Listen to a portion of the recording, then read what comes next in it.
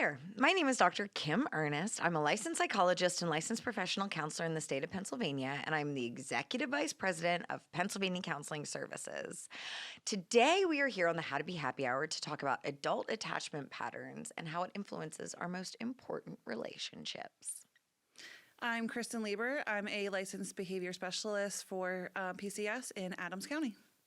My name is Nicole Ramirez, and I have a Bachelor of Science. I am a family-based therapist in Schuylkill County. My name is Madeline Witkowski. I'm a family-based therapist also in Schuylkill County for PCS. Thank you all. So we're going to start out a little bit different than we usually do here on the Happy Hour, because when I talk about attachment, I'm not quite sure what my listeners are thinking of and whether or not it is a more technical term than we typically tend to tackle here on the How to Be Happy Hour. Say that 5 times fast. So when we talk about attachment theory or different attachment styles, we're speaking specifically to a theoretical orientation or sort of like a theoretical underpinning of how little babies and children develop connections to their primary caregiver. Specifically, this theory was developed by 2 theorists, Mary Ainsworth and John Bowlby. I think back in the 70s somewhere. Do I have that in my notes? No, but I'm pretty sure it happened in the 70s. And essentially what they looked at is the interaction patterns between caregiver and child, specifically within those first 2 years of life. Now, way back then, we really believed that attachment patterns were kind of carved in granite after that 2-year mark. We've really changed our thinking in relationship to that in recent years, suggesting that attachment patterns can evolve over the course of the lifespan, and there's a lot of reciprocity between the individual and their environment in terms of shaping attachment. Meaning, securely attached relationships later in life can support and help an individual in healing from earlier attachment ruptures, moving their attachment pattern slightly closer to a more secure attachment pattern of relating. You're going to hear me use terms today, and my guests, my panel, are going to use some terms today like insecure or secure attachment patterns. Secure attachment patterns are kind of the ideal. That's what we're driving towards in terms of attachment relationships. A secure attachment pattern essentially means that I have a tendency to have some confidence or self-esteem. I believe at the end of the day that I'm inherently made for good, and am confident in my own competence to navigate the world, specifically social situations. Alternately, another component of secure attachment is that I'm generally able to trust and connect to others. I don't feel a need to be hyper independent. I also don't become overly dependent on important relationships within my life. And at the end of the day, tend to believe that others have my best interests at heart and I can connect and relate to those folks in a way that is helpful and adaptive. So we're driving towards secure. However, sometimes things don't go according to plan, and sometimes we have caregivers that are struggling with some of their own mental health or behavioral health concerns. Sometimes we have caregivers that might be struggling with consistency within the attachment relationship. Sometimes there's very practical pieces that impair the attachment development. Moments of separation, caregiver illness. So sometimes it has nothing to do with the caregiver's style, but just circumstances outside of everyone's control that negatively impacts the development of secure attachment. So when we're talking about insecure attachment, it has a tendency to fall into 3 primary categories. And if you're reading about attachment patterns, you're going to hear it more in terms of categorical. However, I'd like to challenge you to think dimensionally about attachment patterns, meaning that we can get closer to and further away from secure attachment, kind of on the basis of dimensions, thinking about my own esteem, like my belief in my own goodness, as well as my belief in the goodness of others. So think about it a little bit more dimensionally. And I'll get our tech guys a little graphic that I made that'll help map this out for anybody who is a visual learner like myself. So I'll get that plugged in here in a moment. If we're dealing with somebody who has a tendency to struggle with their own esteem or their own confidence or perceived confidence in themselves, but they believe that others are inherently good. That particular type of attachment pattern or particular type of relating is often called anxious or anxious ambivalent insecure attachment. These folks often have a preoccupation or a fear of being rejected. They may be more sensitive to rejection. Perhaps they see rejection where it's not being intended. It's based in their own lack of perceived ability that they have, whereas they see the others maybe being too good for them or beyond their value level. Anxious attachment folks might have some struggles with fear of abandonment, may create some challenges within their most important relationships by seeking reassurance, sometimes more so than is comfortable to be able to provide regularly. So it's totally okay to want to seek reassurance from your partner. In these instances, what we're really referring to is so much reassurance that it's not as pleasant or savory for the partner.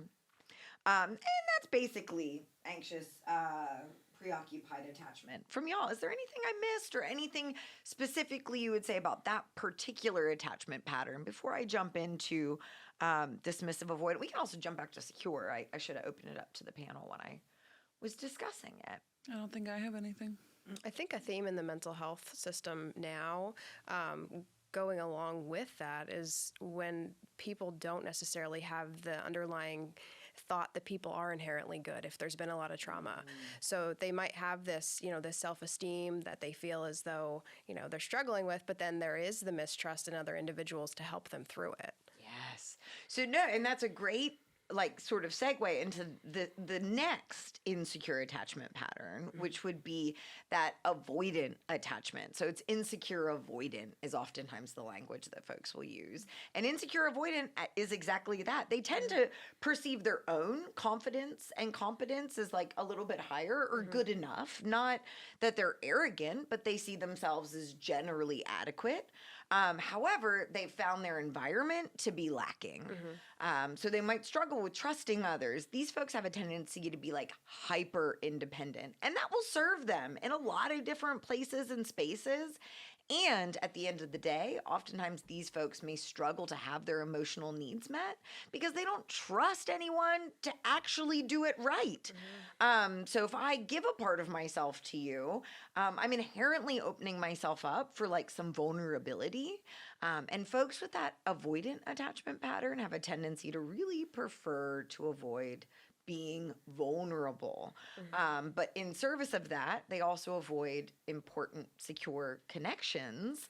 And that makes it really hard to we're inherently social animals, right? I often joke that we're just bigger, less feathered chickens. Absolutely. We are meant to be gathered in a flock. And so when folks have that avoidant attachment pattern, they might find themselves more isolated. They might find their level of independence brushing up against having their own social and emotional needs met. This can also be called a dismissive avoidant attachment pattern. So I did miss that particular piece of language. And they can struggle with intimacy. So relationships might be going okay until it feels just a little bit too close, and then they bolt and you never see them again. The last attachment type that we should bring to the table, and again, we talk about it like it's a type or a category, but truly I think dimensions make a lot more sense in this space, is this concept of fearful avoidant or disorganized attachment. These folks have a tendency to have fairly low self-esteem as well as fairly low other esteem. Oftentimes, this particular attachment pattern is characterized by early attachment trauma. Oftentimes, even when we're thinking about attachment trauma, we're speaking to more complex trauma or frequent repeated trauma in their early childhood. Typically, folks that fall into this disorganized or fearful avoidant attachment pattern, they demonstrate a mix of both anxious and avoidant patterns of relating. So they might require a lot of reassurance and have a fear of abandonment, but then also feel really uncomfortable when they start finding themselves feeling connected or intimate with another person.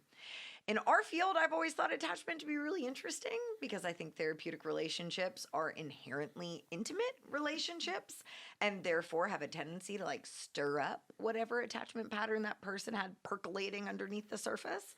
But for the most part, our attachment patterns have a tendency to influence how we interact with ourselves, how we interact with the world around us, and most importantly, our most important figures. So, that was like the quick on attachment. I've done like day-long trainings on attachment. So boiling that down into what, probably longer than I wanted it to be, but boiling that down can, that's the general overview. What we know is that attachment's really positively correlated with mental health outcomes. So those who have secure attachment bonds or have a securely attached pattern of relating have a tendency to have better mental health prognoses, have a tendency to be better equipped to seek support in times of challenges. They also have a tendency to be more confident in their own ability to navigate life's challenges, while also feeling comfortable in reaching out and soliciting help. So I just like spewed a whole bunch of attachment knowledge. What are we all thinking when it comes to approaching our clients or approaching one of the things that I've been really interested in recently is like attachment patterns within the workplace and how that influences the way we work with our colleagues and with each other. Y'all are in a unique situation in that you are co-therapists, that you team a lot of the work that you do. I imagine your individual attachment patterns influence that from time to time. So how are we thinking that attachment plays out within the bigger picture when it comes to all the different places that it touches outside of the child-caregiver relationship? Well, I think, so being an IBHS, when we start with a new client, we start with our whole IBHS assessment. I don't know in family-based how you guys start that, but our first couple questions are to the parent, what was your family like growing up? What was, like, how were you disciplined? How do you discipline now? And they sometimes will be like, well, why? You're here for my kid. Why are you asking me that? And I'm like, that all plays into not going into the depth of attachment, but it all plays into how you're going to discipline your child now.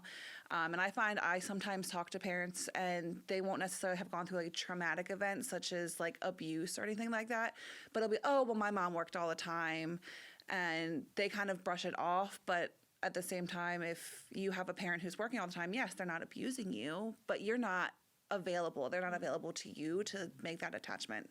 And parents don't see sometimes that maybe they didn't have that attachment and maybe how that could relate into how they're attaching with their children now. Yeah, no, those intergenerational patterns are often so hard to spot, and you see it even more so when you're in the thick of it, right?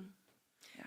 We have something pretty similar in family base where, the first 30 days is all about assessments and getting to know the family. And we kind of discover with them, like, what kind of trauma did they go through? And that then in the first 18 years of their own lives with the parents, and then we discover with the kids, like, how much they've gone through. And so, it kind of brings light of their attachment styles with each of the family members, because as you're going through it, I'm like, oh, yep, I can think of some families that are like avoidant almost, like, a wife and a husband, but husband works all the time. So the wife, she's like, I got this. I don't need any help. But like, we discovered, the changes that could be made and sports that we can bring. So it's interesting.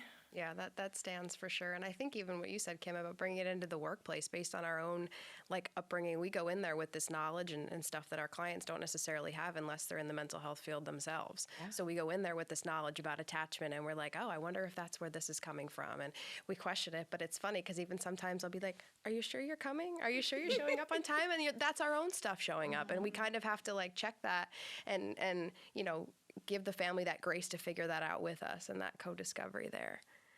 No, I'm laughing because I think there's so many different pieces here, right? And I imagine when you do those, critical event timelines, is that what we call them? Like Family-based, the ACEs and the critical event timelines. And I think one of the things that we notice is that so many of these patterns repeat itself like throughout a family system. And my husband and I were, having a conversation a couple of weeks ago where we're like, so we're just like kind of destined to give our children the same trauma that we received as children. Like, is it just this predeterministic, like, and it's our goal, or at least what Mike and I had landed on is this joke, like, we'll be 10% better than them though. Like, that's what we're shooting for. But like I grew up in a family system with a super like driven, hardworking primary caregiver who was never there throughout my childhood. And now my whole message is like, well, I only work like 60 hours a week. Like that's totally normal though, right? But then my own kids are like, Mom, you're always on your phone, or like put your phone. My 5-year-old like knock it out of my hand. He's like, no phones, Mom.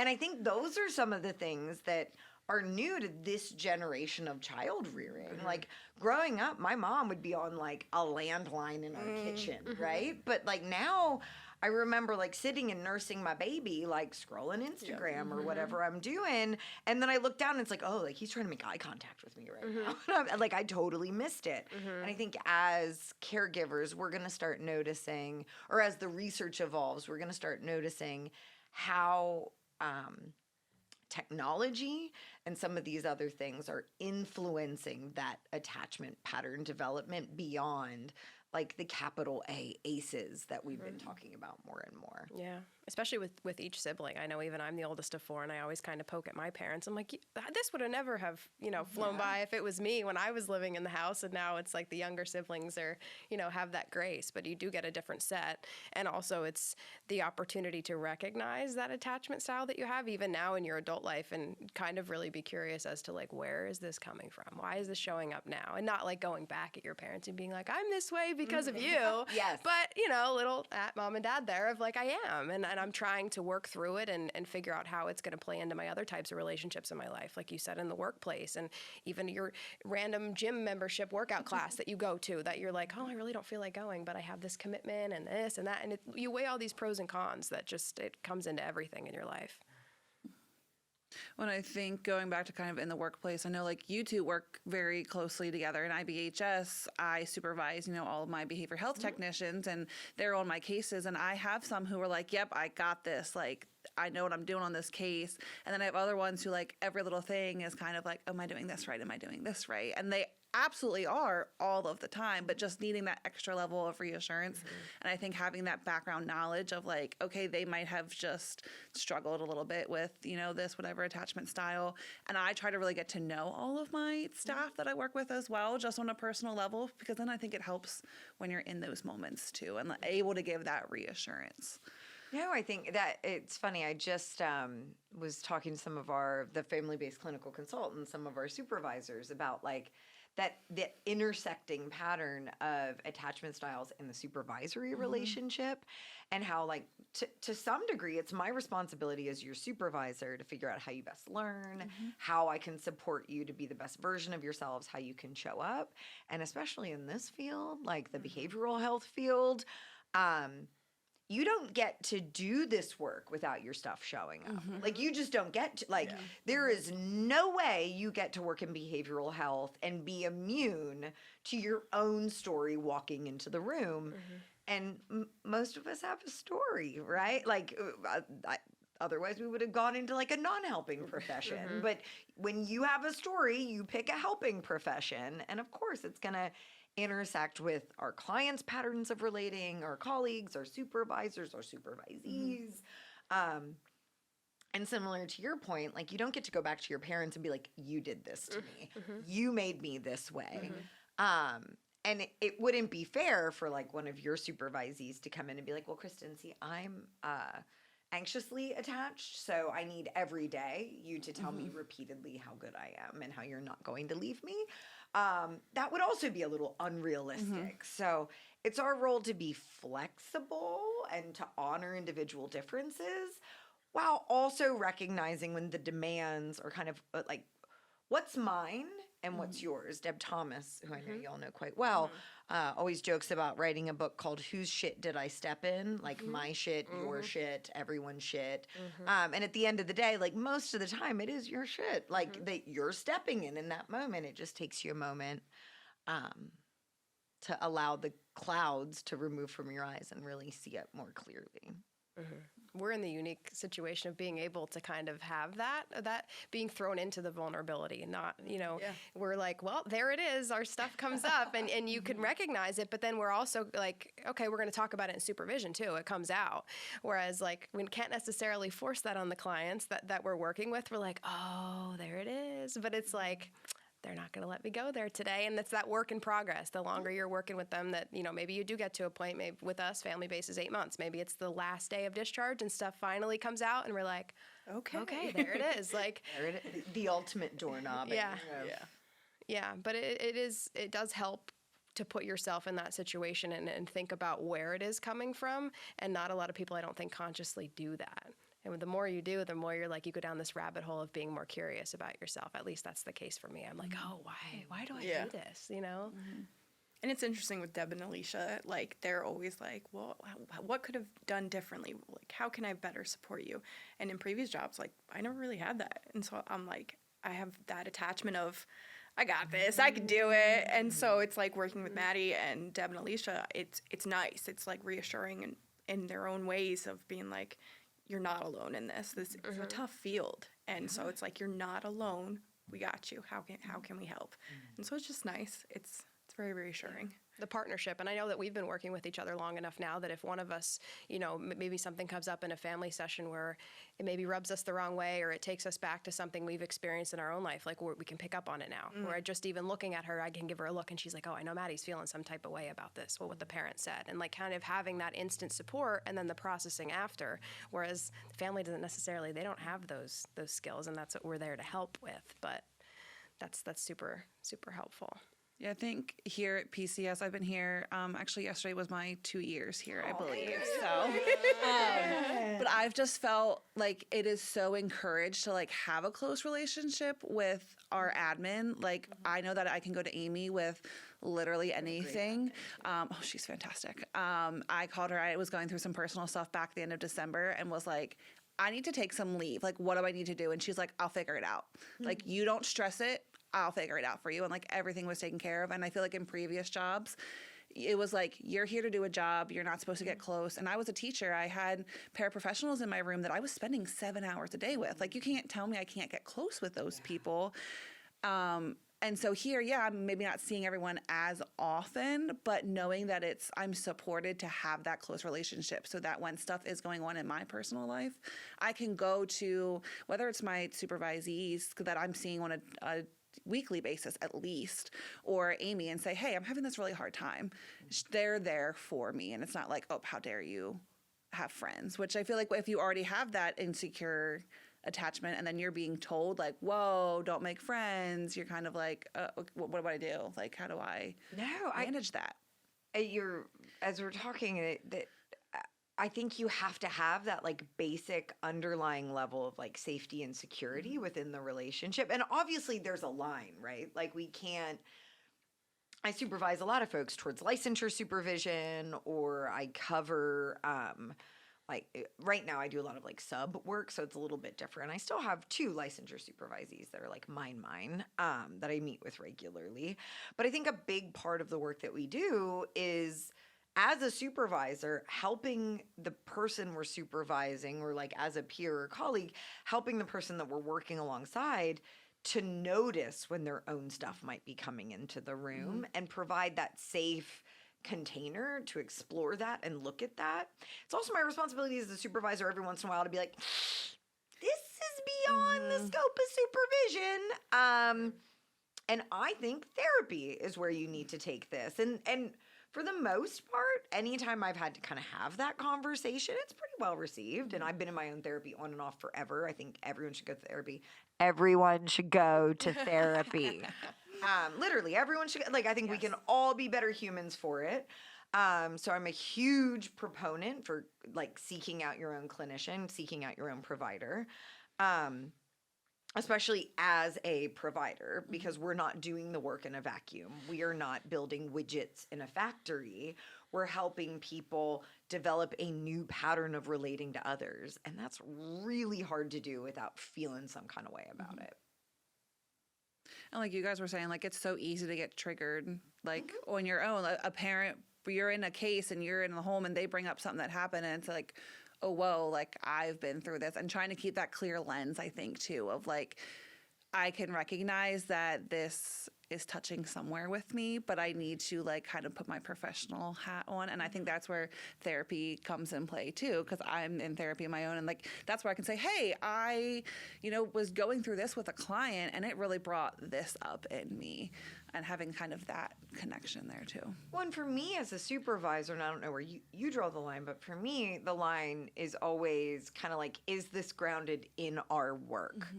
So if I am going, I'm in licensure supervision right now. I'm pursuing my LMFT. I've been independently clinically licensed for like 12 years now. So it was new for me to get back into licensure supervision, and also really cool because given my role at PCS, like I'm pretty much everyone's supervisor. So like there's not really a place for me to look at my shit and me to look at how the work is impacting me, or how I might be making the job harder for myself based on my own like negative, like my own history, my own narrative, whatever that is.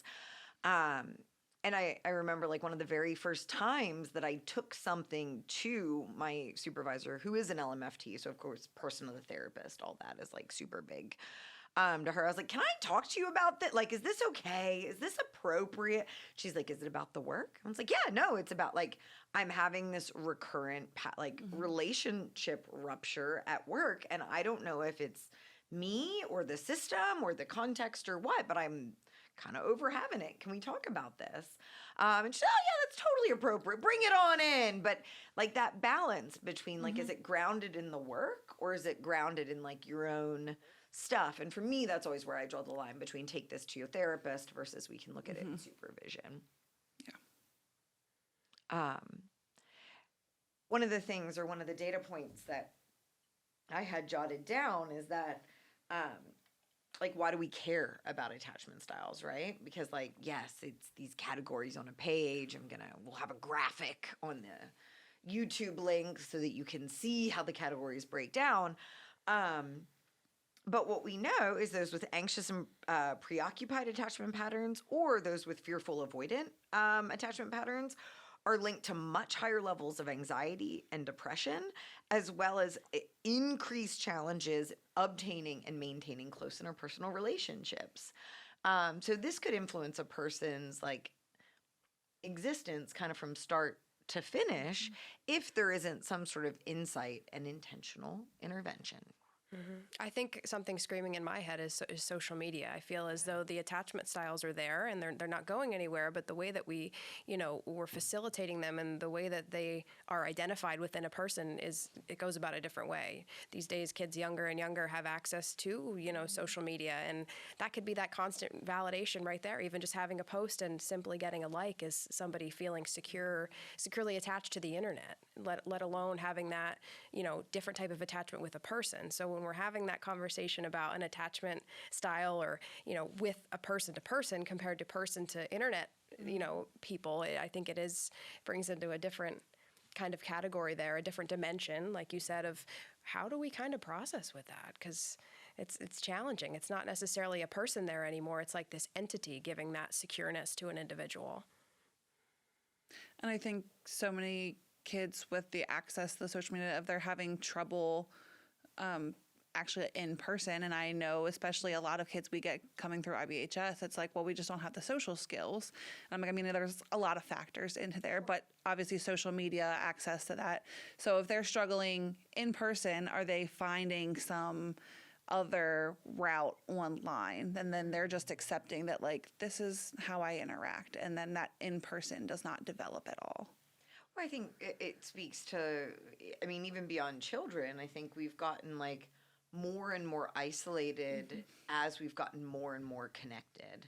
And so the easier it is to stay connected to one another, I think it is the harder it's become to actually be connected to one another and be present, like in the moment or in this, like, I'm thinking about just like families sitting around the dinner table. I mean, how many of them have their phones out while they're doing it? Or when you look around a restaurant and you're like, nobody's just like being a person anymore. Yeah. I went to a comedian like maybe a year ago now, and they locked my phone up in like a little bag when I walked through the door. My husband's like, I'm gonna go get a beer. And like, I'm just sitting there by myself. I'm like, what do people do when like, No, it's just scary. you're sitting being there. a person, like doing person things, but like I felt like such a weirdo. I was like, no, like I don't have anyone around me. I should be looking at my phone, obviously. Like, And then you're looking at people, you're like doing the whole people watching thing, and then you're like, Yeah. do they think I'm weird because I'm watching them? But I don't have anything to do. Last and year. neither do they. So Yeah, they're neither do watching they. them watching Yeah. them. Yeah. And like we could say hello, but that would be weird. Yeah. So like instead, I'm just gonna make this so awkward for everyone. Yeah, even just having that connectedness to yourself. I know I ate dinner by myself for the first time. I went to Colorado with my cousin. She had a work trip, and I sat and had dinner by myself for the first time in my whole life. And I was like, this is strange. I was like, I feel the need to FaceTime someone. I need company. But I was like, no, this is so, the discomfort. I was like, all right, I'm going to thrive in this. I'm going to eat this shit up. Like, I'm going to sit in it, and I'm going to, you know what I mean? Like, this is something I feel like I need to go through as a person. I need to feel that. But it also made me even more curious of how other people relate to that. You know, somebody dealing with the loss of a loved one who they've had, and now they're in that grieving stage of like, whoa, I don't have that attachment anymore. I don't have that, you know, that connectedness to another person. That has to be so challenging.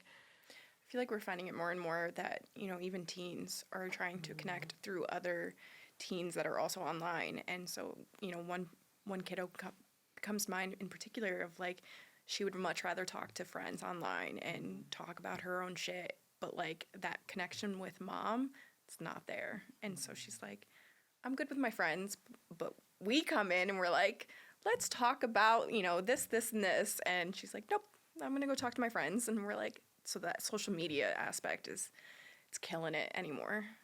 No, and I think there's a lot of like upsides.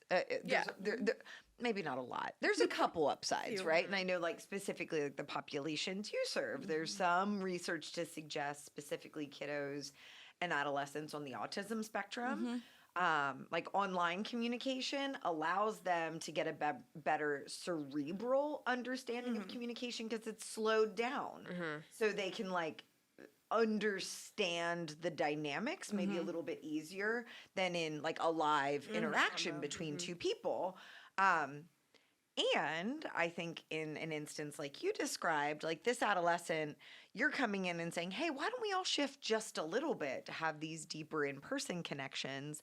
And I mean, I think to some degree more authentic relationships versus these online relationships, of which a percentage are truly authentic, right? A percentage of those are genuine, deep connections, but so many of them are surface level, cursory relationships that the minute you say something that I don't like, I'm never going to talk to you again. And because you live in Colorado, I can just cut you off. I can block you and we'll never speak again. And I think there's some dangers to that. Like specifically, you go into like this vortex or this echo chamber and you're like, hey, you know, I don't like potatoes. And everyone's like, yeah, fuck potatoes. Like, and nobody ever comes up and like, you know, potatoes aren't so bad. Sweet potatoes actually a very nutritious food. Like nobody comes back and can contraindicate or like challenge your thinking or challenge you to look at your thinking in a way that's received because we cut you off. Well, I think with adults too, with social media, thinking if you have that insecure where you're looking for maybe some of that reassurance all the time, it's so easy to like go on someone's social media and just, if you're maybe feeling not as securely attached to your partner, it's so easy to go on and are they commenting on someone's post? Are they liking, who's on their friends? Who's liking their post? And you can kind of just snowball from there, that if you're already in this kind of negative mindset of it and trying, even if you're trying to build up to secure, like you just kind of maybe have social media against you at times. And the stories people tell themselves about, like my cousin just celebrated his, I think like 14th year of I'm on 11, so I think it's his 14th year of marriage. And I remember when he and his partner first met, she saw pictures of me with him on his social media, and he's like, "Is that your ex-girlfriend? Like, why do you have your?" It's like, "That's my cousin." Like, but like, even like they almost weren't, because she was anxious about this other woman on his social media, and she knew he didn't have sisters. So like, what's that about? It's like, no, we grew up together. She's like my sister. It's not weird. I'm not that type. We're not from West Virginia. It's not that type of thing. Sorry, West Virginians. You are beautiful. I love your state. I didn't mean it. But yeah, like that sort of thing, and the stories and the narratives we tell ourselves about a lot of these different pieces. Each of you do work primarily with like you work with children, and children are your IP, but both of we you work with families. the system, the family system, the educational system, that child's natural ecosystem, and you do it through kind of like different theoretical models. But both of your programs and roles are focused on that transfer of skills. And so when y'all think about like navigating different attachment patterns through a workplace setting, what advice do you have for other professionals in having big eyes for how your own attachment pattern plays out within the workplace, as well as sort of how it brushes up against the attachment styles of those on your caseload? I'd say jumping into it. Like, I definitely am like the rescuer, and you put yourself in the parent's shoes, and you try to give the kid what you think, in your clinical opinion, as though they're missing in that attachment from their caregiver. And then 8 months go by, and you're like, well, I'm not going to be there anymore. So hopefully they grasped it. But the sooner you try and help them recognize that from the get-go, that you're not stepping into their shoes as the parent, you're there to help them learn the skills to have that, the easier it tends to be. But it's definitely in our nature, in the helping profession, to want to jump in there and save and try and fix it, and, have the heart for the kid and do that. But I guess the advice is just to kind of set that, kind of compartmentalize that aside, of knowing going into it that that's not your place to step into those shoes. You're kind of hovering there with the parent, like as the support on the side. And I think like you're there to guide them. I try to think of it more as, I'm not here to do it for you, but I'll do it with you. I have that conversation with parents a lot. They're like, oh, I'm all about constructive criticism. You can tell me what I'm doing wrong. And I'm like, but I'm also going to tell you how you should be doing. Like, I'm not just going to sit here and go, nope, don't do Not that. it. But I'm also not going to come into your house and just do everything for you. If you're not going to redirect this or do this, so we need to do it together. And I think similarly in the school system, I'm sure you guys aren't as involved in the school system as I am. But again, I'm not going to do this for you. I'm going to do it with you. And I think we can do that with the attachment as well.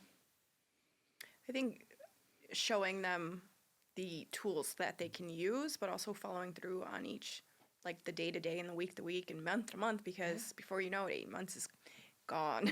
But just kind of anchoring back, like, well, did you do this? How did that work? And so then you can process with them of like, okay, this didn't work, let's try this. This didn't work, let's try this. And so like kind of going through the steps with them and just jumping in, honestly, because I feel like, day one is day one, but And the Month check-in. eight. The Yeah. check-in too. A lot of times, we'll be in month 7 or 8 and the family's like, oh, I just feel like we haven't made any progress. And you're like, well, let's look back at like treatment plan 1 and like, where were we at there? And then like treatment plan 2, oh, we got a little better on this area. Treatment plan 3, we started to recognize like, this is what our attachment styles are. Yeah. Okay, cool. And then we're working on that. So even just having, those check back ins of, once you establish, okay, most likely this is the attachment style that I align with, but then also like circling back on it often of like, when is it showing up? How is it showing up? Where am I at with it now? And I feel like it also has the ability to change throughout your life based on the life circumstances that you're going through in different types of relationships, for sure.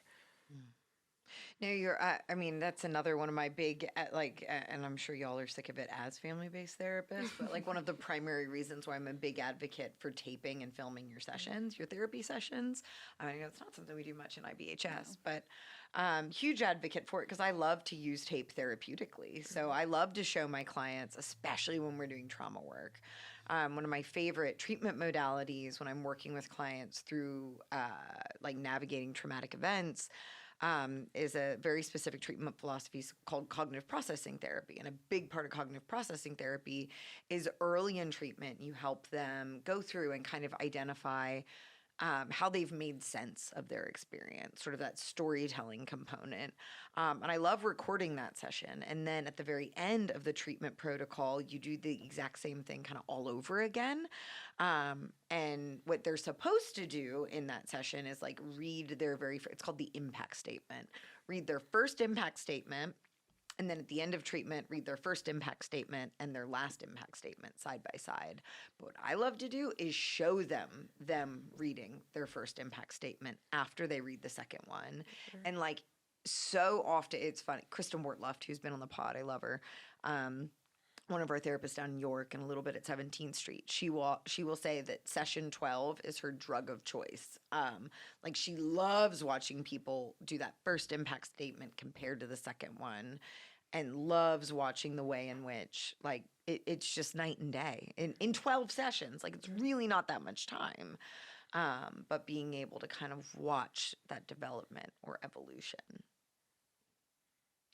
Also, particular, you had mentioned the short term nature of the work that y'all do, and I believe your auths are a little bit longer, right? Our You're usually auths, involved. our auths are a year, but if we come up to that year and we're still seeing the need for services, we can Stay re-auth. for a Yeah, I don't think I realized that like family-based were so Was that short? short. 8 months. Yeah. Yeah.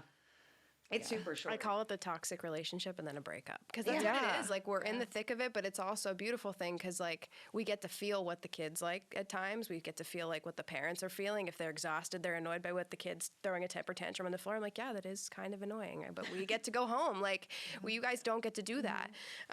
But yeah, it definitely makes it a little bit more difficult to do the whole kaboot and caboodle in 8 months. Because I mean, I've had clients that I have had in and out in 8 months because it's kind of, we got in, they picked up skills quickly. But I think if I was going into a case knowing like I have 8 months to get my shit together and get them to get their shit together, that's just like an incredible, It's a lot of like pressure. pressure. Yeah. It is. And then when we have these convos and supervision, it's like I have LPC soup with Mel and Deb, and they're like, "You're planting the seed, Maddie. You're planting the seed." And I'm like, "I know. There's a lot of damn seeds, hopefully, out there that are gonna grow someday, you know." Like, but that is kind of, you have to do that check of like, even if you don't make that dramatical change, you still might have given them that small percentage of you're planting the seeds. You're giving them the tools to maybe take it to the next service that they have, or whatever it is that they didn't have prior. And I always try and remind myself that they were doing it before I came in the door. They're still going to be okay. Like they're going to be okay. And you know, just because we're not there anymore doesn't mean that we take everything that we've worked on and it goes with us. And I think that like that's why we get to be the agents of change in all of this. Like we get to serve as that more secure attachment relationship. We get to one of the trainings I went to many years ago was called like "You Are a Tool," and it's all about the use of self within therapy. And so recognizing that in many ways y'all might be serving as the very first secure, attached, like secure-ish, because obviously we all have our own stories, as well as the clients we serve are going to come in with different like attachment interfering behaviors at times. But we get to really be that safe, consistent relationship, and we get to show up and kind of give them that experience with a different pattern of relating, and then hopefully transfer those skills and expand it out to their natural ecosystem, because we're planting a lot of seeds. I don't use the seed planting metaphor, but I use like the book reading metaphor. Like it's like we picked up the book on chapter 8, we get to read to chapter 11, and then we have to put it back down again. We don't get to know anything. We don't get to know how it ends. We don't get like, and that to me, that's the worst part of our profession. I wish that like my clients would do like a "where are they now?" Like 10 years later, this is where I'm at. Like I probably wouldn't always want that, but like for a lot of my clients, like I don't see them in the police blotter again. So like they're at least living better than the day I met them, because so many of my clients are mandated. But you don't get to know how the story ends, and you develop real, authentic human connections to these folks, and then ethical providers. When it's done, it's done. I know families will reach like we'll be talking about discharge. And now I do, it's about a 2-month time period that I'm talking about discharge. I'm not just up and like, okay, bye. But constantly reminding them like, okay, ethically, I need to cut this off when we're done. And some families will be like, but what if I just, and I was like, I can't respond. What if I told you everything was bad again? Oh, right. I filled out that form. Yeah, and then like, what if it's awful? But like, well, what if I just need help with this? Because I know as I'm sure you guys do too, like I become a support for the families as well. I know some families just see me as like almost as a counselor. Like I'm a person that they can just put it all out there too. And even if I don't have the answers, it's out and they put it out in the universe and they're like, but I'm losing this. And I'm like, that's when we go into your own therapy. But I think too, with the kids too, I can't imagine, like I know some of my kids get attached.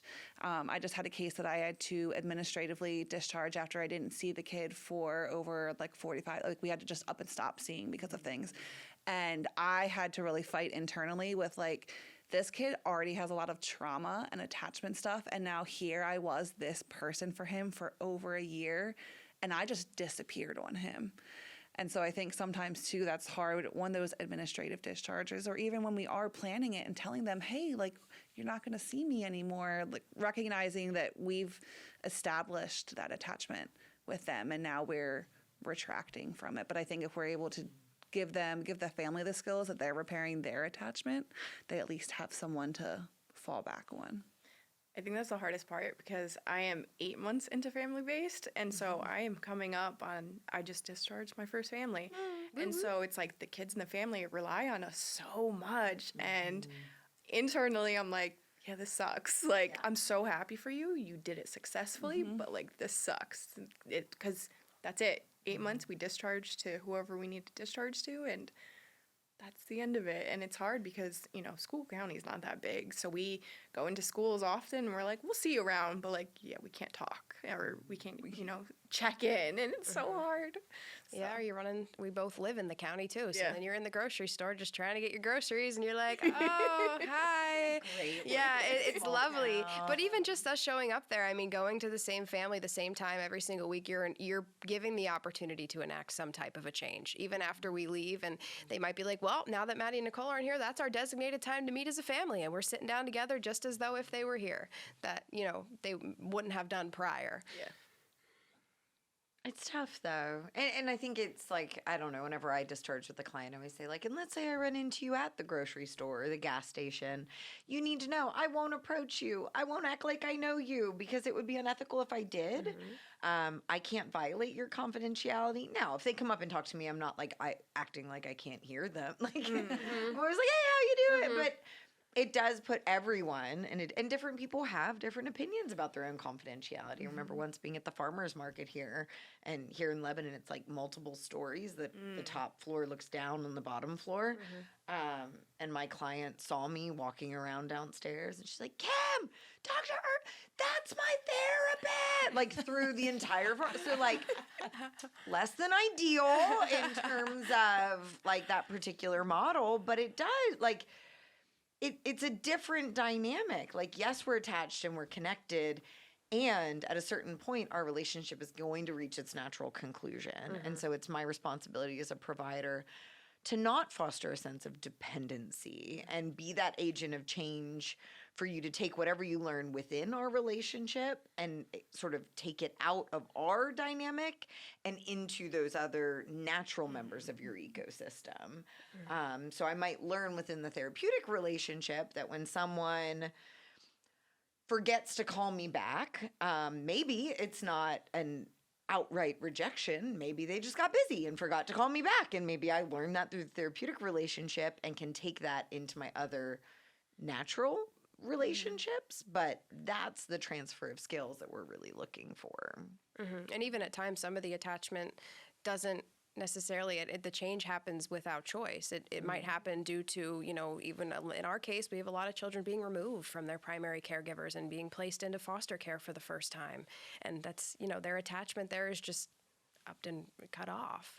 And they have to try and figure out, then decipher for themselves at whatever age they are, unfortunately younger, what am I to do with this now? Am I supposed to trust these new people? Am I supposed to, be myself around them. What can I say? What can I not say? And that's kind of, we're in it with them, helping them navigate it, but it definitely can be confusing, I'm sure, for a young kiddo in a certain type of circumstance like that.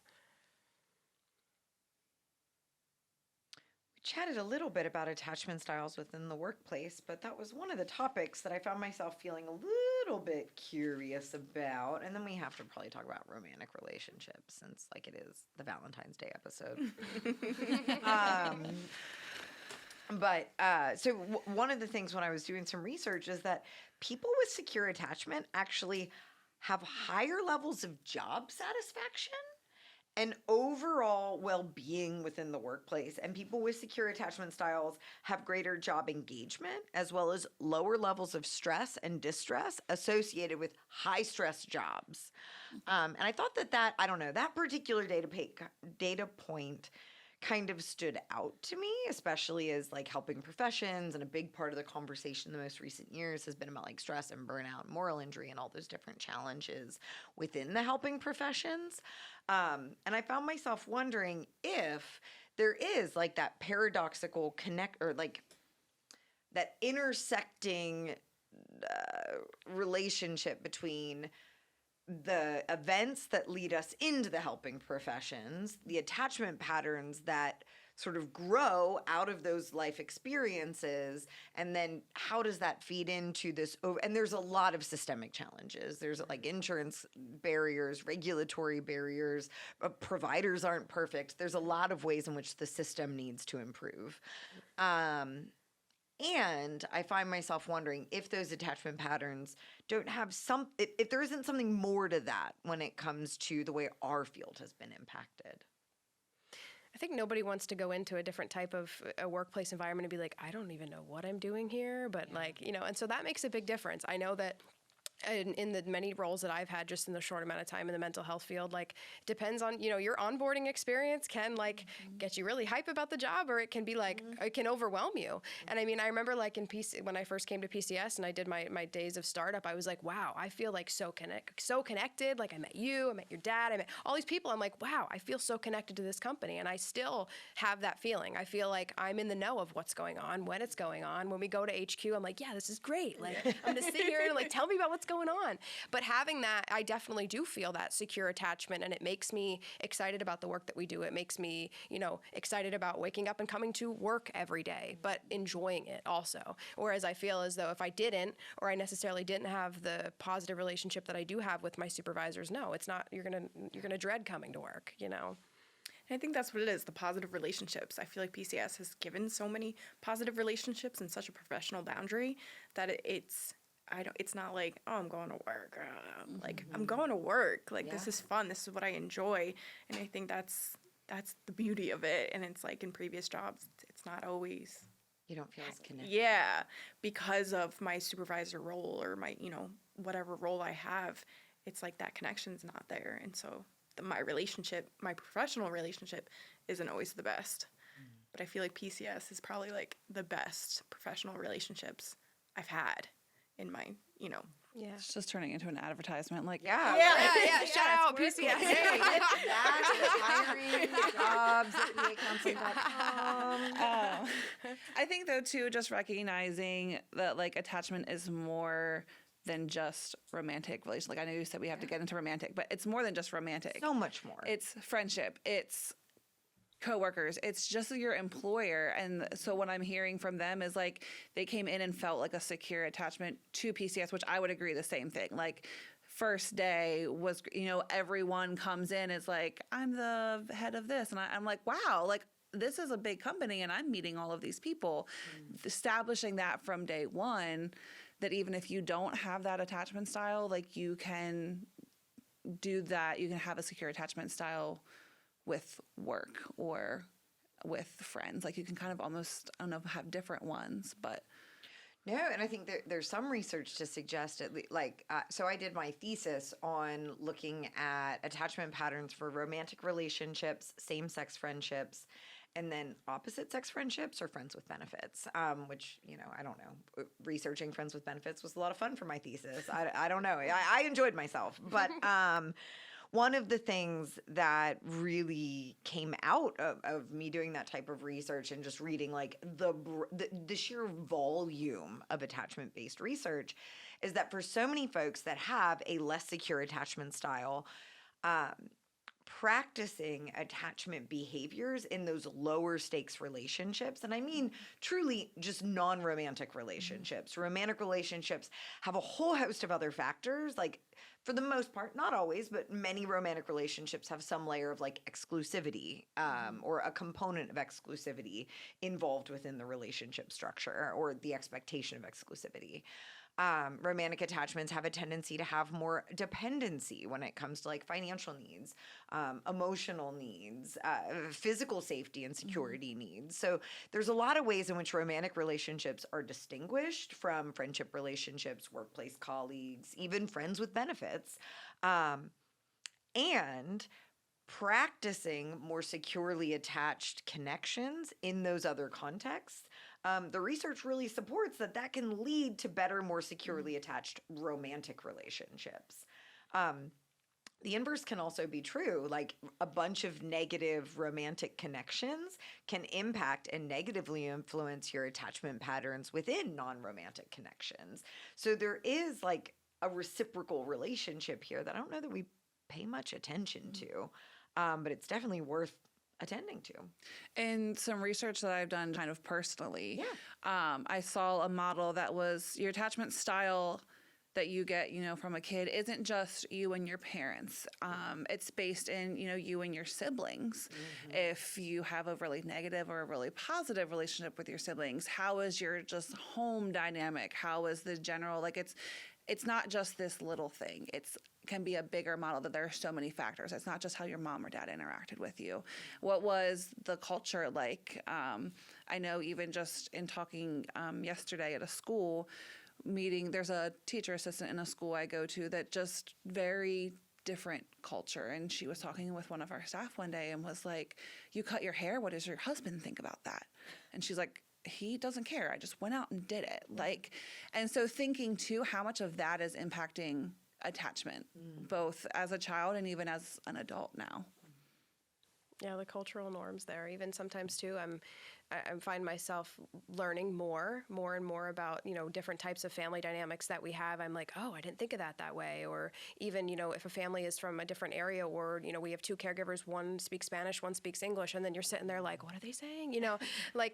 Just how they're interpreting different things. And, even, for example, thinking of that family that I had, like, if trust was broken to the Spanish-speaking caregiver, it was like, there is no opportunity to earn that trust back. You have broken my attachment to you, and that is it. Almost as though, I know often in the Amish community, people get shunned. And, like, people are like, oh, I'm shunned. And we use that, jokingly at times. But that legit happens. And then it's like, for the other caregiver, it's like, well, I'm never going to, like, cut that off with you. But there's a problem there. So even just how different people in different types of environments and their culture, interpret those types of things is very, very different. No, it's even as you were mentioning it, one of the things that came up in my preparation for today is this idea of like how attachment patterns really influence our conflict resolution, and like specifically within the workplace. And it was interesting because I know, so I think I grew up in a context where I had phenomenal parents, and I grew up with a dad that worked a lot and a little brother that was severely special needs. So I don't have like interpersonal trauma, but there was that expectation that as the oldest sibling and the non-impaired sibling, there were different expectations for me, right? And I had to be more independent, I think, than maybe the average bear, and this, that, and every other thing. That's really followed me into adulthood. Super independent, always have been.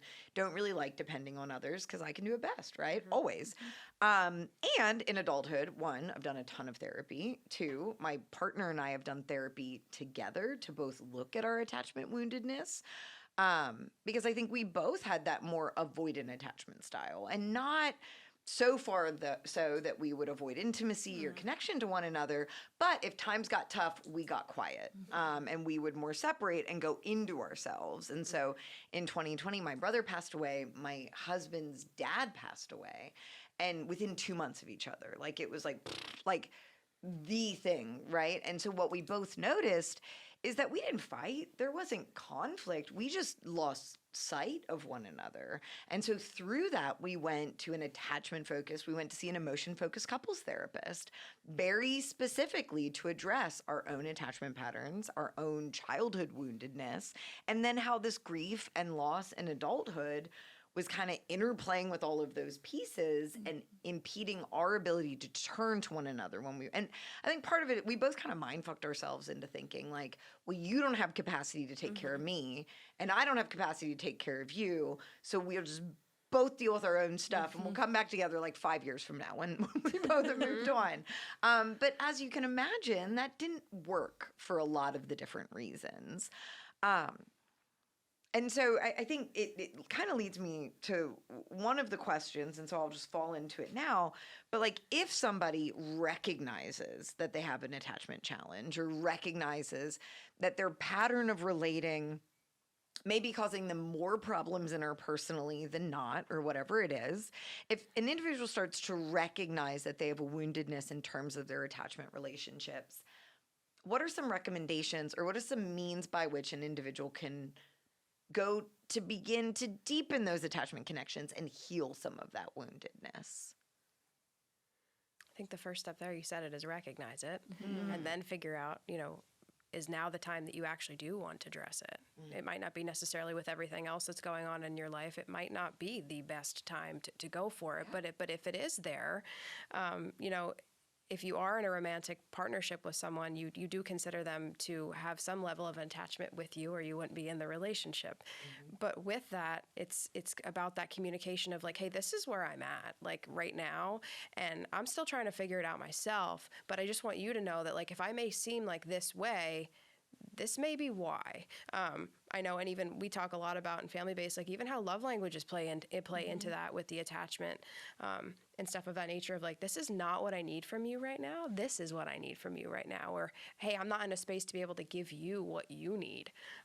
And that can be challenging to navigate, but the more that it becomes common conversation, the less it becomes like the taboo of like, oh, we don't go there. We're going to block it off. We both got our own shit. And then, we'll come back later. 5 years later. Yeah. When I think going off of that, recognizing if you're ready to get into it, but also that like it's a you thing. Like, yes, you can get support from your partner, you can support from your friends, from your therapist, but like it boils down to you need to do the work on yourself, because if you're just like, hey, I have this attachment style, so I need XYZ from you to make me feel secure always, like that's not going to do anything for no matter who you're going to.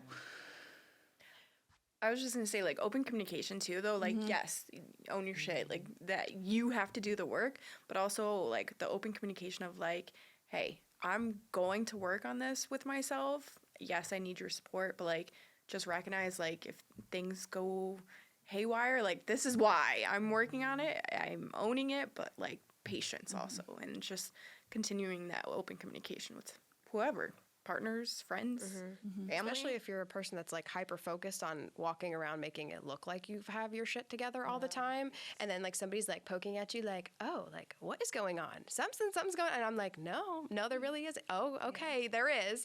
But that just having that like boil inside of you until it's able to just come out in a way that it's like, no, I told you, like I'm fucking fine, like and then it finally comes out. But if it's just communicated from the get-go, like, oh, like she had therapy today, maybe she talked about a tough topic that she's relating to herself.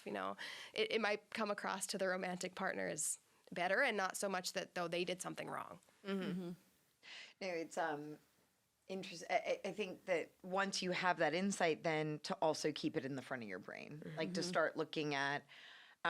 Because I also know that, like, based on some of my life experiences, I mean, I've lived and breathed attachment since my like early 20s. Like, I've just the concept captured my attention, and probably like most grad students, it's because there was a little bit of me search in there, right? Like, I saw something in the literature that I was like, oh shit, that's me. Let's look at it more. And I think one of the things that I started noticing was those more avoidant attachment patterns. And I struggle a little bit to trust, and I'm more hyper independent. I'm more likely that, like, if you hurt me, I'll cut off the relationship versus being more interested in repair. And I think I've healed a lot of those parts of myself. But I also remember, like, in my early 20s, starting to try to work on, like, how I could trust my my romantic partner, that was before I met my husband, or I think I'd met my husband, but I was with this other dude, whatever. That's a different story for today.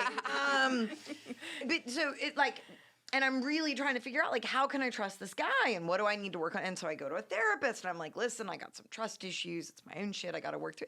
No, I was dating a knucklehead and I shouldn't have trusted him. So I think that's also like, if you're trying to heal attachment ruptures within a non-securely attached relationship, that's really hard to do individual work. I think in those instances is where the couple psychotherapy might come into play if it's a relationship that you see a more permanency to.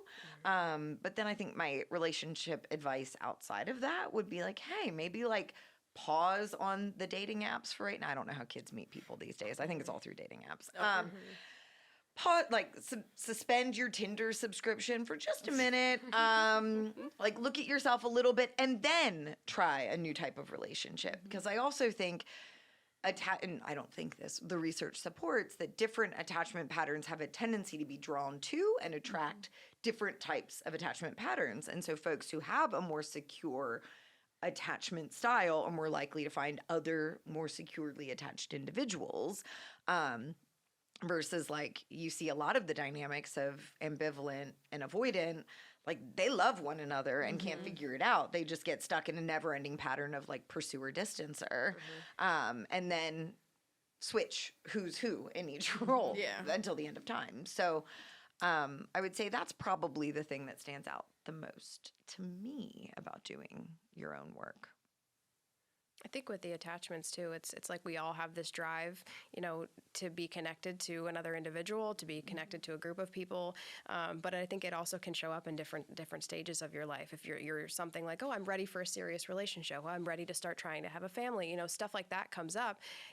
You weren't thinking that way a couple of years ago, but now you are. Things have happened in your life that maybe have led to that. I think there's also two outlier ends of it, you know, people who are like over-seeking that, like so hard to the point where it's like, hey, just let's hit that pause, like you're saying. And your identity's like focus on yourself first and figure out what we need to do there. Or people who are just like, nope, I don't trust anyone. The world is doomed. Like, I'm just going to fly solo, and that's what it is. But underlyingly, I think we all have that desire for that connectedness on some level. I guess we need to talk about romantic attachment now, because this is the Valentine's Day episode. This is our Galentines. This is the Valentine's Day episode, because no dudes wanted to talk about attachment.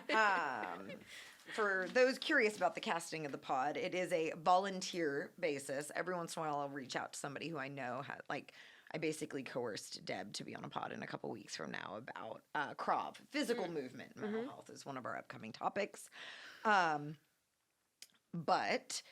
for the most part, it's volunteer basis, and not a single man was like, I would like to talk about it. I don't know what that says, dudes, but so like what we know is that those with secure attachments have a tendency to form more stable and satisfying romantic relationships. We also know that they're more comfortable with intimacy, are more open in expressing their emotions, as well as express their emotions more effectively. So kind of what you had said earlier, this idea of like someone can't be responsible for your attachment. Like you are responsible for you. But folks with a more secure attachment pattern tend to be more able to express those emotions and express them in a way that they're more likely to be heard and lead to greater probabilities of effective conflict resolution. Those with secure attachment are more likely to be able to trust their partner, navigate conflict constructively, and have a tendency to have a more positive view of themselves and their partners. Now, that is in direct contrast to our anxious, preoccupied attachment, where these folks have a tendency to seek high levels of closeness and reassurance. In my family-based world, those might be my folks more prone to like enmeshed boundaries. I was actually at a family-based group soup a couple of weeks ago, and they were all joking about how they love enmeshment, like just how good it feels to have a deeply enmeshed relation until it doesn't, right? But it feels great at first. High levels of closeness, also requiring really high levels of reassurance, support seeking. Oftentimes these folks may also struggle or have heightened sensitivity or fear of abandonment. And this can lead to some pretty specific challenges surrounding jealousy, as well as that fear of rejection. Then last but not least, is it last? Nope, we've got one more category. Second to last but not least, in dismissive avoidant attachment, these folks might really struggle with intimacy and avoid emotional vulnerability. They may prioritize independence at the cost of their most important relationships. They might be uncomfortable with expressing their emotions, or oftentimes what you'll see in this particular type of individual is they don't express, and then express a lot. So under-expressive until they're over-expressive, usually in a way that is contextually inappropriate or maybe more than is helpful for the setting. They prioritize independence and may be emotionally distant in romantic relationships. Then finally, we've got that fearful, avoidant, or disorganized attachment. These folks have a tendency to display both. Rejection sensitivity, that fear of rejection is pretty high. They may also avoid those relationships altogether. They desire closeness, but fear it simultaneously. And oftentimes you can really see that internal conflict play out within their relationship dynamics. So as we move towards the most loving day of the year, what advice would you all have to those who are in a committed relationship, but are, after listening to this pod, noticing they've got the insight now, they're realizing that they might have a less than ideal attachment pattern or be romantically involved with somebody with a less than ideal attachment pattern? I think trying to get ahead of it, especially for those more avoidant ones. Speaking as someone who can be avoidant and can let it go, push it down, and then typically it's like, you didn't wash this cup the way I wanted it washed, and try. Tell you everything Yes, else you've done wrong when you too. back in 2020, when you so trying to get ahead of it and knowing those things. So if this is sparking hey, maybe I think this is me, maybe getting more in touch with yourself. What can I kind of take from that? Can I try to actively work on? Yeah. I would also say do you, kind of recognizing within yourself, do you even want to work on it? Yes. Do you? Yes. First step is admitting it and recognizing it, and then moving on to oh crap, do I want to do the work? And so, like I said, open communication with your partner. If that is your forever partner, you know, you're in this together, but you're also own your shit. Get it done. I also think it comes into play of you have to figure out what works for your specific situation and your specific relationship. Yes, there's all of these fun theories and models and stuff to relate to, but nobody else is in your shoes other than you and your partner. So something works for you that works for you, then that's great. I also think that's based on what you visually witnessed as a secure attachment, what you visually witnessed as anxious avoidant. For us, we say anxious avoidant a lot, shows up a lot, but that necessarily wasn't what we were used to, per se, or a secure attachment might look different to one of us than it does to a family. Just having a security in one specific area of I know you're going to put dinner on the table every night. That's great. That's maybe all that person is used to thinking that a secure attachment is, other than all the emotional, availability to be there for your partner, and those kinds of things come into play. So I think it's just recognizing what works for you, and just being open and communicating about what you may still need. No, I think that is, especially when I'm thinking about attachment trauma, attachment ruptures, some of those different pieces, or just interpersonal trauma in general, which I think has a tendency to interplay with our attachment styles. One of my favorite things to do with my clients that are struggling with some of those trust-based behaviors is to start to challenge them to consider trust dimensionally. So me, and I use myself in that instance a lot. So you trust me, right, to show up reasonably. I'm always 2 minutes late, but you trust me to reasonably show up for our sessions, right? If I say I'm going to be there, I'm going to be there. I might be there at 2:05 instead of 2:00. I'm working on it. But you know I'm going to be there. I'm going to get there. You can trust me to maintain your confidentiality. You can trust me that if I'm present, I'm going to be present with you. You're going to have my eyes. You're going to have my attention. I'm not going to be here I don't know, playing Pokemon Go on my phone. Like, I'm going to be paying attention to you. And those are the things that you can trust me for. Now, should you trust me to change the oil in your car? Probably not. No, I would say that's a hard no. Should you trust me to do your taxes? Again, hard no on that. Like, I'm really bad at that. I once messed it up and owed the federal government a whole bunch of money. Don't trust me to do your taxes. Like, so there's lots of different ways in which, especially within romantic relationships, helping them to start to recognize what are the parts of this relationship that can be trusted, that strength-based approach, and how do we grow those areas while hopefully simultaneously minimizing the areas in which trust is not readily available. And I think part of that starts to think about trust instead of all or nothing, on or off. It's more dimensional than that. It's not necessarily has to be yes or no. So one of the things that we do here at the How to Be Happy Hour is that we accept questions from the audience when we have a panel coming up. So we've got a couple upcoming panels. If you have an interest or a question for any of those panels, please shoot me an email at kim@howtobehappyhour.com. And some of our upcoming panels, our next one is on, themes of mental health themes throughout fantasy literature, and how different like fantasy stories really have a tendency to be almost pseudo-therapeutic in certain ways.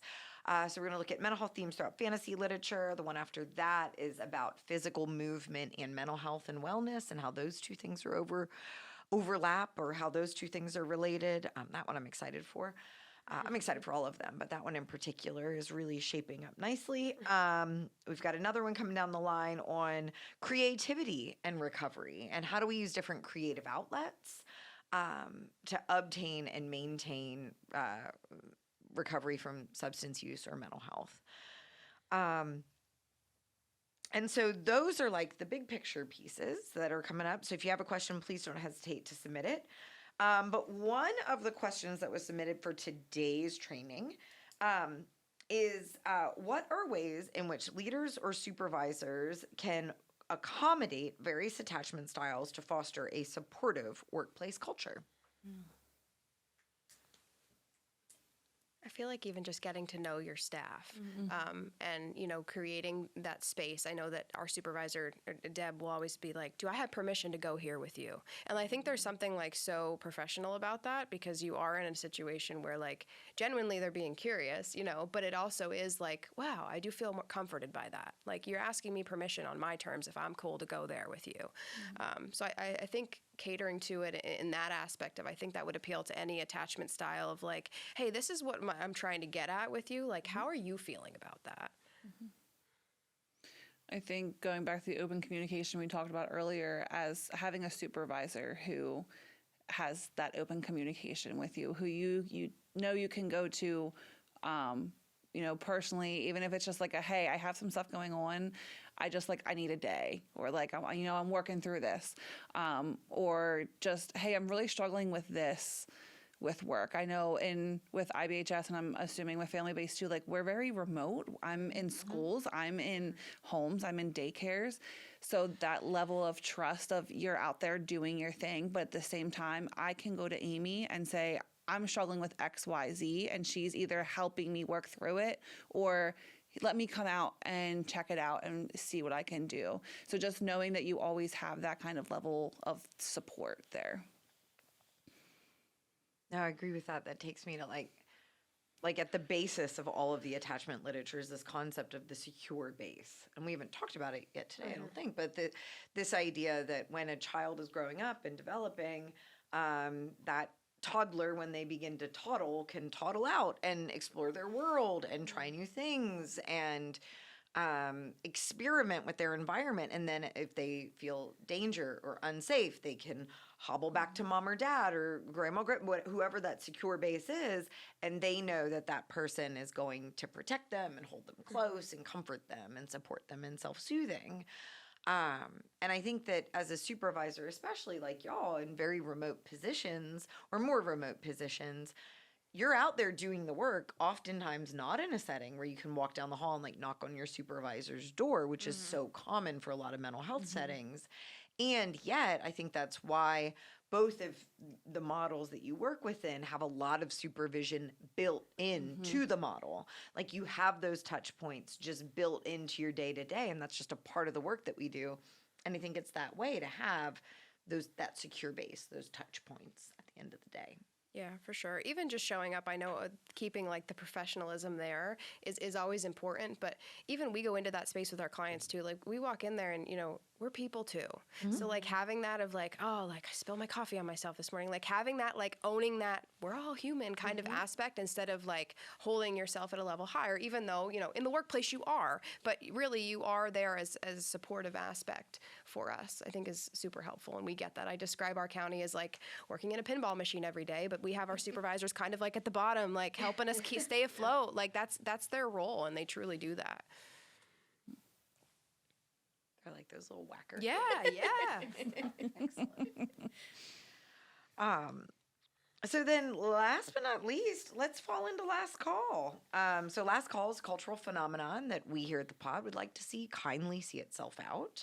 And specific for today's last call is this idea or this notion that romantic relationships are the pinnacle and that all other relationships just aren't nearly as important as that romantic relationship, that over prioritization of romantic attachment, sometimes at the cost of or the detriment to other non-romantic relationships. And so I think we made some strides in this particular zone. Like for many years, Disney only made movies about prince meets princess. They meet, they fall in love, they kiss at the end, fade to black. And then they started like the Frozen series, right? That's about sisterhood. There's a romantic piece to it, sure, because we can't get too far away. But it's about sisterhood, or Onward is another one of that's about brothers and connection and family. And I think so often it's all about the romantic relationship, and it leads individuals who aren't currently within a romantic relationship to have this like less than or this qualification on their relationships. And so what can we do as a field, as a culture, as providers within it to sort of even the playing field between those romantic connections and all of the other really important relationships that feed and contribute to our attachment styles that need just as much love as romantic love? I mean, I know a big focus in our realm of IBHS is establishing natural supports and community supports for kids. So many times I go into families and I'm like, okay, what supports do you have? Especially, parents are like, I get my nails done sometimes. And I'm like, your kids need the support, but like you need these supports too. You can't rely on just your family or, oh, grandma and grandpa take them. Like, that's great, but we need some other supports that we can kind of build into there. And I think that kind of falls into attachment. Like, yeah, you have your secure family, even if it is a secure family, because we have those families that you go in and you're like, wow, this is a great family. But we need to extend that to more. We can't just have that one thing. I think for a person who might have experienced not necessarily a secure attachment in their lifetime, if they found that in other areas of relationships other than romantic partners, that can be something that seems threatening to kind of let go of when that romantic partner does come into play. That it's like, well, you can't, limit my experience with these other relationships because you're here now. I've had these other relationships longer than I've known you. So now it is kind of like that safety, that security that almost feels threatened there. But I do think it's important to maybe, normalize that conversation more of like, it's important to have all those connections and consider yourself as like that spider web of like everything you got going. And yes, of course, your romantic partner, the majority of the time you're spending the most time with, but some days I spend longer days with my work partner than I do with my romantic partner, and I value our professional relationship that we have, and making that, more normalized as being okay. And it's not as though like without your romantic relationship you have nothing. That's not the case. And I feel like different types of attachments come out with different relationships too. It's like my work relationship is completely different than a love relationship, whatever would be. And so it's like you kind of can sit back and be like, wow, I have this type of attachment to this person, but I have this attachment to this person, and just start recognizing more about yourself. And understanding more about yourself. Even with our kids now, of course, we have, a lot of kiddos. It's cute. It's like, oh, I have a crush on so-and-so, or, and they're like so hyper-focused on that romantic, connection that they have to someone, and kind of slowing that down a little bit and being like, but like, look at this awesome relationship you have with your sibling, or like your friend, your best friend that you've had for like 10 years. And now, like, I know with my sisters, I have younger sisters that are twins, and they split for college for the first time ever in their life. And it was like, oh shit. Like, but that's a different type of relationship that's not on that romantical level, but still has the same value of importance. And I think too, realizing that though you might be in a romantic relationship that you think is going to be forever, there's the potential that it's not. So if you put all your focus into that romantic attachment, if that falls apart, who do you have to fall back on?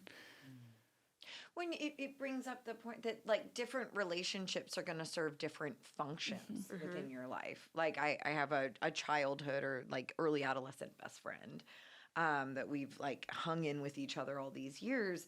She's the person I talk to on the phone. She's the person that I call when I like feel like I might be about to commit a homicide. Like that's that relationship. If I'm having a really hard day and I pick up the phone and call my husband, he is not a phone talker. He is not going to fulfill that. Like, if you look back through my call log history, it's like all of our conversations are under a minute, like all of them.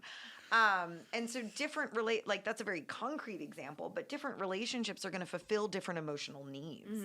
And it's okay to allow your different relationships to meet different needs. And so you might have one friendship that like, that's your friend. Like I can use myself, like I have my friends that are my chicken friends, and we get together and we talk about like our creatures and like weird animal husbandry shit and like all that kind of stuff. And then I've got a different group of friends that are like my nighttime friends. Like those are my going out friends. I see them a lot less now that I'm almost 40, but like those are different types of relationship. And then I have like my mom friends that we go out and we do a lot of kid-centric related things together. And it's totally okay to have different types of relationships that fulfill different levels of need. And I would go on to say that it's actually pretty unhelpful, or I don't know. I think you're less likely to be satisfied if you put all of your needs in one relationship basket. Because I don't think it's possible to be everything to one person. That's putting a lot of pressure on that relationship, and I think ultimately could contribute to a lot of different challenges, I suppose. So anything left unsaid as we wind down here, as we talk about attachment patterns, and I hope everyone has a happy Valentine's Day. I'm sorry I'm such a curmudgeon. But remember, it can be about all different kinds of love. It doesn't have to just be about romantic love. Yeah, even if you don't mean to say it. I know in my family, like, it's like, oh, love you, bye, every time you get off the phone. So, like, sometimes I'm like, no, I didn't mean to say I love you, but yeah, in some type of a way, you know, I do enjoy your company, but not in that type of way, you know. So my hope is that you really awkwardly say to somebody on Valentine's Like the Day, Dunkin' I love Donuts you, where- goodbye. Yeah. Bye.